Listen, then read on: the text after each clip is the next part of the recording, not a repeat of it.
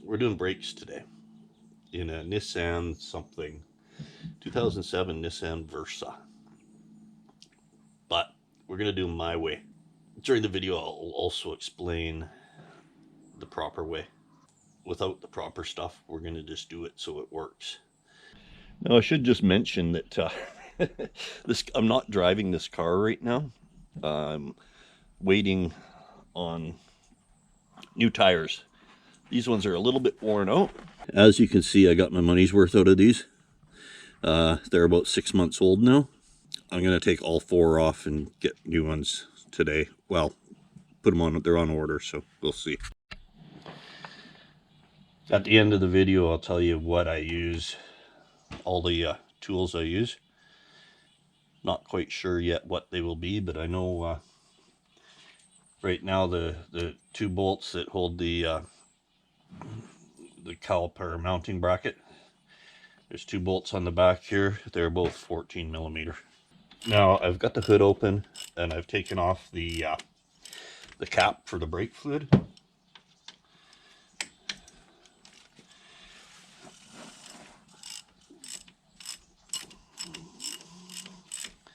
Bolt's just slightly too tight for fingers. Let's see here now.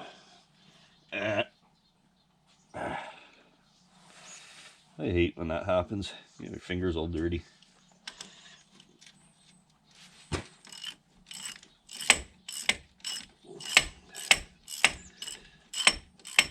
Well, the first way I'm going to try is to just pull the to lift the caliper off the rotor, and I'm going to try to squish the piston on the caliper in, just so I can slide the new pads in. If that doesn't work, then I got to do the slightly harder way, which still isn't hard. I would have to take the whole thing off and stick it in my vise to squish the piston in. So you just kind of wobble this thing off and spin it up like that. Good enough.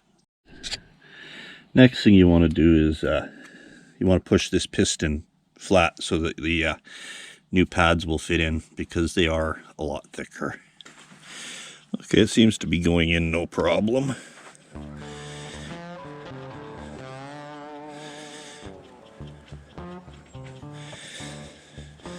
And you want to make sure it's all the way in. And also you want to check your brake fluid up top, make sure it's not spewing everywhere.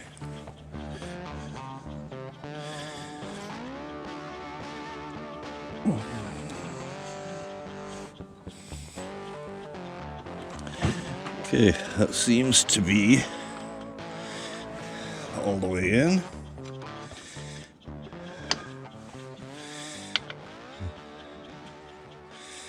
I stuck a socket in there just to take up some of the room. Okay, now we go look at the new shiny pads. Well, wait, let's take a look at the old ones first. This one, it's still got some life left in it.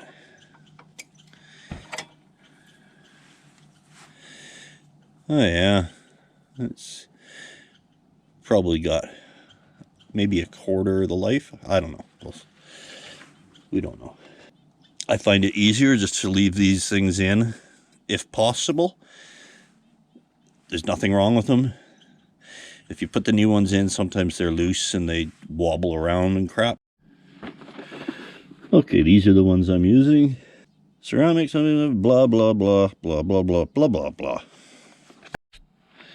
Now, you pick the new pad that looks like the old pad, except for clean. And set it there. Okay, back pad. Screwdriver. Take things out the way they go. Put it down the way it goes. That way you always knows. Now, make sure this one is exactly the same. Okay, this one is exactly the same. A little bit different, but the same. Now you should put some, what do they call it? It's a brake grease. high temperature brake grease crap that helps for these to move back and forth to slide. But I don't have any of that, and I live a long ways from any town, so this is all it gets. Okay, so this side took me about 5 minutes. If the other side goes as well, it's 5 minutes, so that's about a 10-minute brake job. I should just mention the only thing I didn't really do is put that brake grease, because I don't have any. You put it on any of the sliding parts just to help them slide easier. Maybe on the back of the brake pad as well, but if you don't have it, no worries.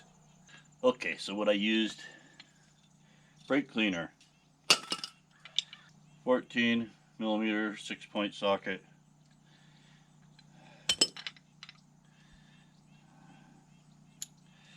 and for the lug nuts, 21 millimeter 6-point socket, C-clamp,